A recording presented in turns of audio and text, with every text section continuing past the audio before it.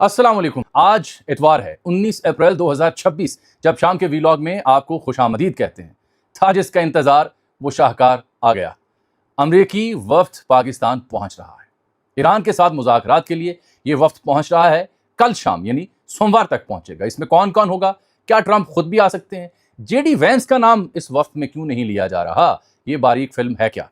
Iranian हुकाम क्या बिस्मिल्लाह करके फौरन तशरीफ लाएंगे? उनके यहाँ से कौन कौन वफ्द का हिस्सा हो सकता है? रात गए तक तो ट्रंप साहब सिचुएशन रूम वॉर रूम में थे। जर्नैल बुला रहे थे, सेक्रेटरी खारजा, सेक्रेटरी जंग बुला रहे थे और उसके बाद ब्रीफिंग भी नहीं दी थी। लग रहा था जैसे कोई हमले की तैयारी कर रहे हूँ। तो पल में तोला पल में माशा डोनाल्ड ट्रंप इसकी कहानी बयान कर रही है कि ये कैसे इसने एतराफ़ किया मुज़ाकरात के ऊपर। एक ट्रू सोशल पे ट्वीट की है। अब तैयारियां इस्लामाबाद में जारी। आज दोपहर से हम खबर रख रहे थे कैसे वहाँ पे होटल्स को खाली करवाया जा रहा है, लेकिन इसकी डिटेल डिस्कस करने से पहले और बिलखुसूस ये नुकता कि जेडी वैंस क्यों नहीं आ रहा, उसके पीछे एक बड़ी बारीक कहानी है, वो बयान करता हूँ मैं। पाकिस्तान को क्रेडिट एक बार फिर से मिलेगा इंशाल्लाह। इंजीनियर मोहम्मद अली मिर्ज़ा साहब जेहलम से कुरान अकेडमी, उनके ऊपर एक और कातिलाना हमला हुआ है। बड़ा ख़तरनाक ये हमला था। फुटेजेस आपने भी देखी, मैंने भी देखी। उस हमले का मैंने जिक्र करना है, कुछ तफसील मैंने इकट्ठी की है। इंजीनियर साहब के मामले पे हम अपने व्लॉग में ज़रूर बात किया करते हैं, क्योंकि बड़ा ये फ़िक्रअंगेज़ मामला है, तशवीशनाक मामला। बार बार उनको अटैक किया जा रहा है। बंदा था कौन जो हमलावर था, और ये बार बार इन पर हमले क्यों हो रहे हैं? तो मैं चाहता हूँ ज़रा जो बहुत बड़ा ब्रेक थ्रू हुआ है उस पर हम बात कर लें, क्योंकि सुबह सवेरे जब मैंने व्लॉग किया तो ज़ाहिर बात है इस जंग के डायनामिक्स बड़े अजीब हैं कि आपको सुबह सवेरे मालूम होता है कि नहीं दोबारा हमले की तैयारी है, शाम तक पता चलता है नहीं मुज़ाकरात की कहानी दोबारा बहाल हो रही है। ईरानियन पॉइंट ऑफ व्यू भी आपके सामने आ रहा था। अब वही है कि 5:20 के आसपास आज शाम को इसने ट्रुथ सोशल पे खुद ही इबाहम दूर कर दिया, जो अगर मगर की कहानियाँ वो ख़त्म कर दी। वैसे मैंने इससे अनोखा बंदा बिल्कुल नहीं देखा। बड़े बड़े सियासतदानों के बारे में किताबें भी पढ़ी, उनके अखबार भी पढ़े, तारीख भी पढ़ी। अनबिलीवेबल सियासतदान या एक सदर है किसी मुल्क का जिसका नाम डोनाल्ड ट्रंप है। टोटली अनबिलीवेबल, अनरिलायबल भी आप कह सकते हैं। इसने ट्रू सोशल पे बताया कि जो मेरी टीम है ना, ट्रंप की टीम, Trump to arrive in Islamabad Monday evening, सोमवार की शाम मेरी टीम इस्लामाबाद पहुंचेगी। My representatives are going to Islamabad, Pakistan, वहां पहुंचेंगे। They will be there tomorrow evening for negotiation, कल शाम पहुंचेंगे मुज़ाकरात के लिए, ट्रूथ सोशल पर। अच्छा, इसने चूंकि ये ट्रूथ सोशल पर जो ट्वीट की है, पोस्ट की है, वो बड़ी लंबी चौड़ी है, जिसमें ईरान से शिकवा भी किया कि ईरान ने कल देखे ना सीज़ फायर की कैसे खिलाफ वर्जी की, जो वेसल्स आ रही थी उन पर गोलियां मारी, बुलेट्स फायर की। फ्रांसीसी वेसल थी और यूके की वेसल थी। ये तो खिलाफ वर्जी है। नुकसान तो ईरान को हो रहा है 500 मिलियन का।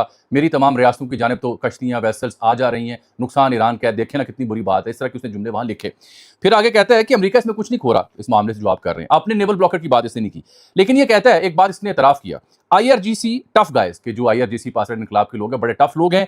We are offering a very fair deal to them, बहुत अच्छी एक डील उनको ऑफर कर रहे हैं।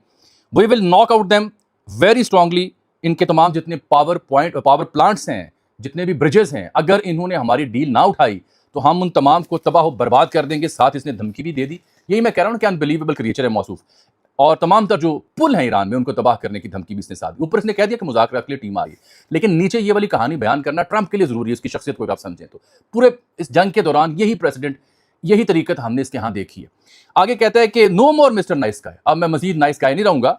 It will be my honour to do what has to be done, मैं वो करूंगा जो मुझ पर फ़र्ज था, जो इससे मुझसे पहले कई अमरीकी सुदूर नहीं कर सके 47 बरस में। It's time for the Iran killing machine to end, Iran के यहाँ जो किलिंग मशीन है उनके मुताबिक उसका खात्मे का वक्त है। मैंने इसमें बारीक बात देखी, फॉक्स न्यूज़ के ऊपर इनका जो सेक्रेटरी फाइनेंस है वो निस्बतन बेहतर बंदा है, काम की बात कर देता है। वो कह रहा था कि अमेरिका 47 बरस से जारी जो तनाज़ा है ईरान के साथ, उसके खात्मे के बहुत करीब पहुंच चुका है। उसने जिम्मेदारी से बात की, अगर मगर और बढ़कें लगाने की कोशिश उसने नहीं की। अब इसमें आ रहा है स्टीव विटकॉफ, नुमाइंदा खुसूसी मशरक़ वुस्ता, छोटे से कद का, और साथ जराड कुशनर जो उसका दामाद है। कुछ लोगों की राय कुशनर नहीं आ रहा, मेरी राय और मालूमात यह है कि वो आ रहा है। सवाल वो कि जेडी वैंस नायब सदर जो पहले आया, उसका नाम कहीं से नहीं लिया जा रहा। एक तो ये सोमवार को पहुंच के मंगल से शुरू हो रही है कार्रवाई, जुमेरात तक जारी रह सकती है। एक गुमान ये है कि जेडी वांस को ना भेजना, उसके पीछे हिकमत ये है ट्रंप के यहाँ कि अगर ये टीमें जो पहुंची हैं ये वहाँ किसी मुआहदे पर ईरान को कायल कर लेती हैं, तो फिर इतने बड़े मुआहदा जिसको इस्लामाबाद अकॉर्ड कहा जाएगा, उसमें दस्तखत के लिए फिर जेडी वैंस जाके क्रेडिट क्यों ले? मैं आपे क्यों ना जावा, नोइंग हिज तबीयत मिजाज। तो ये जो हम कुछ अरसे से व्लॉग में इसकी आनियाँ जानियाँ या इसकी एक्सपेक्टेशन के ऊपर बात कर रहे थे, मुझे जेडी वैंस की एब्सेंस की सूरत में वो भी दुरुस्त दिखाई देती है कि ये उसको इसलिए नहीं भेजा गया कि अगर ये टीमें इब्तदाई तौर पर किसी मुआहदे पर पहुंच जाती हैं, दस्तखत की सरमनी हो, तो फिर खुद भी आ सकते हैं या खुद मसरूफियत हो तो जेडी वैंस भी आ सकते, लेकिन ये खुद आया तो फिर उसी सूरत में आएगा जब ईरानी सदर मसूद साहब तशरीफ़ लाएँ और कुछ मशरक़ वस्ता के ममालिक तशरीफ़ लाएँ। All eyes again on Islamabad, all roads lead to Islamabad, yet again Islamabad मरकज़ निगाह। मेरी इत्तला के मुताबिक कोई 300-400 सहाफ़ियों की फ़हरिस्तें बन चुकी, नए कार्ड इशू हो रहे हैं, पुराने जो कार्ड्स थे वो रिन्यू हो रहे हैं। जो सहाफ़ी यहाँ रुक गए थे वो खुशबख्त थे। 2 का तो मैं ज़िक्र कर चुका हूँ, जो बहुत अहम अखबारों से थे, जो लाहौर भी आए, घूम फिर के गए, वो भी इसलिए रुके कि उनके इदारों ने कहा था कि नहीं बाबा जी, अगला राउंड यहाँ पे होना है। और वो खातून सहाफ़ी जो है कैटलिन डॉन बॉस, जिसको ख़ाबें एंजॉय कर रही है, बड़ी मशहूर हो रही है न्यूयॉर्क पोस्ट की, उसने भी कहा कि मेरी ट्रंप से बात हुई, उसने तस्दीक की है। अच्छा, ये आज सुबह से जब हम देख रहे थे ना, तो अमरीकी तैयारे यहाँ उतर रहे थे नूर खान एयरबेस के ऊपर। 2 का मैंने देखा कि 8:45 पे सुबह सवेरे और फिर 12:45 पे, और फिर रही सही बात तब हमारी पूरी हुई इस मामले के ऊपर कि जब जो होटल्स हैं यहाँ इस्लामाबाद में, बिलखुसूस मैरियट और सरीना वगैरह, तो मैरियट का मैंने देखा उनका एक नोटिफिकेशन आया हुआ है। जेम्स रॉबर्ट विल्सन जो उनका मैनेजर है गोरा, उसने मौजूद मेहमानों की खिदमत में लिख रखा था कि जनाब अली, इंतज़ामिया ने हमें बताया है तो आप होटल खाली कर दें, वफूद आला सतह के आ रहे हैं, तो 12 बजे या 3 बजे तक आप मेहरबानी करके आज यहाँ से रुख्सत ले लें।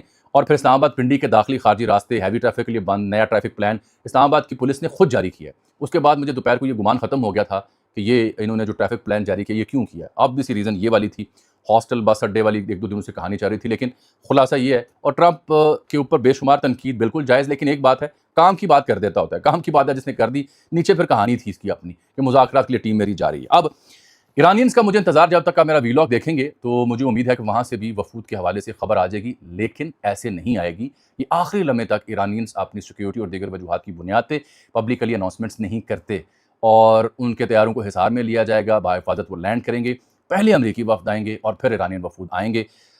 स्टेज बड़ा आला किस्म का दोबारा से सेट हो रहा है और ये मेरा ख्याल है आखिरी मौका होगा। इससे अगर कुछ बरामद ना हुआ तो गड़बड़ बड़ी संजीदा हो जाएगी। मैंने NBC को देखा, अमेरिकी चैनल, इसमें ट्रंप ने जिस तरह से ईरान जंग को हैंडल किया उसके ऊपर सर्वे उन्होंने करवाया। 67% लोगों ने डिसअप्रूव किया how he is handling Iran war. 67% majority ने। सिर्फ 33% ने कहा कि हाँ, जिस तरह से ट्रंप हैंडल कर रहा है वो बड़ा अच्छा मामला है।